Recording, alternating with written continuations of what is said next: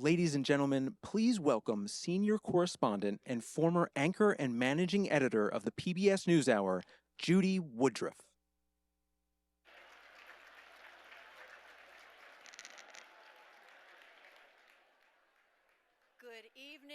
Good evening, everyone, and welcome to the 2023 Freedom of the Press Awards. Thank you all for being here.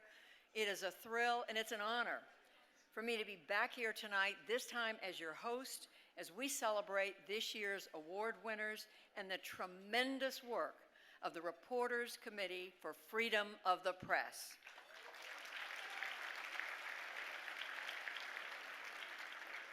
So we especially appreciate your being here at this moment of turmoil in the news overseas. We know that many of our brothers and sisters who are reporters are consumed with the tragic events unfolding in the Middle East and, yes, in Ukraine, many of them putting life and limb on the line in the process. As we sit here tonight, we know that we are watching developments that will have consequences well beyond the immediate moment, and they are all of them in our thoughts. For tonight, our focus is mainly reporting that is taking place, important reporting taking place in this country. And I've been privileged since the start of this year to be traveling across the United States, since the start of the year to be working on a PBS NewsHour series, America at a Crossroads, talking with people about the issues that are affecting them, their communities, and the country, and trying to understand what divides us. What I've heard is not always a surprise. We knew that this country was divided, that many people feel disconnected and they feel skeptical about the future and worried. But I've also seen sparks of optimism and hope. I've heard people talk about what brings us together and how to build meaningful connections. And one of those sparks comes from local news and its power to bridge divides.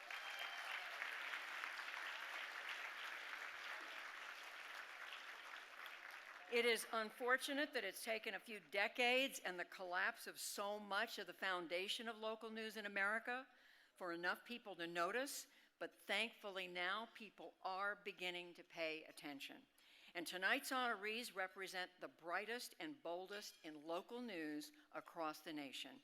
People with the courage to tell important stories in the face of threats, people with the tenacity to report unflinchingly on government, people who inform communities that are often left behind, people whose work embodies the Reporters Committee's values and highlights the ongoing need for these essential services.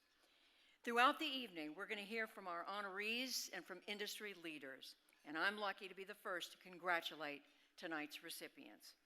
Martha Minow, 300th anniversary university professor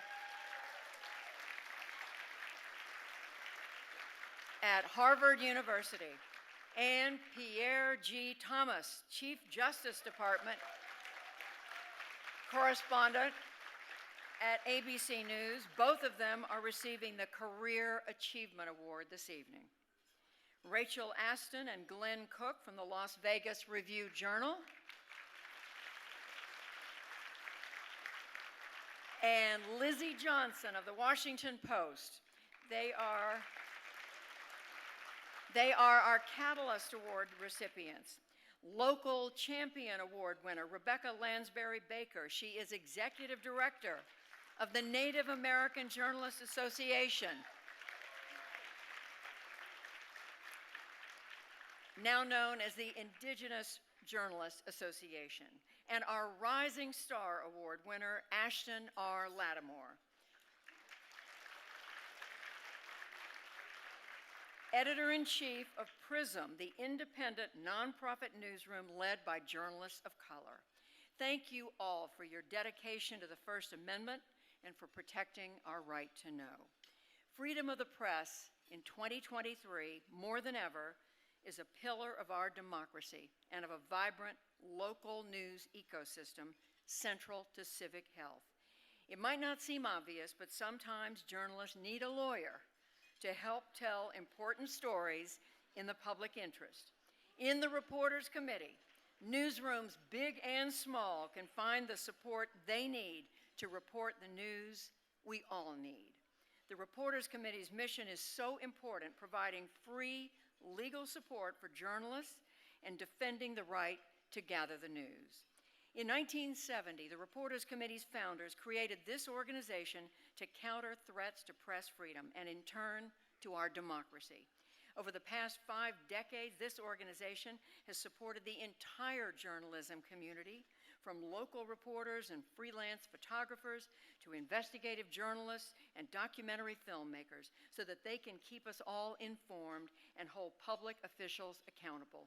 And they have never charged a penny for their services. Each year, we come together with the Reporters Committee to celebrate freedom of the press, because we know it is not a guarantee. Right now, in Russia, Wall Street Journal reporter Evan Gershkovich remains jailed for doing his job. He has been detained for 196 days. On October the 26th, he will celebrate his 32nd birthday in a Russian jail. And last year, we were faced with an immeasurable loss to the journalism community when Las Vegas Review-Journal investigative reporter Jeff German was killed because of his reporting. After his death, the Washington Post reached out to offer its help in finishing a story that German started. The resulting series is a dogged investigation of a Ponzi scheme that preyed on members of the Mormon Church. That collaboration both honored Jeff German's legacy, and it demonstrated that attacks on the First Amendment and those who live by its values cannot prevent the truth from coming to light. And so now, let's begin the recognitions by welcoming our Catalyst Award winners, Rachel Aston and Glenn Cook, and accepting on behalf of Lizzie Johnson, Jim McLaughlin. Congratulations.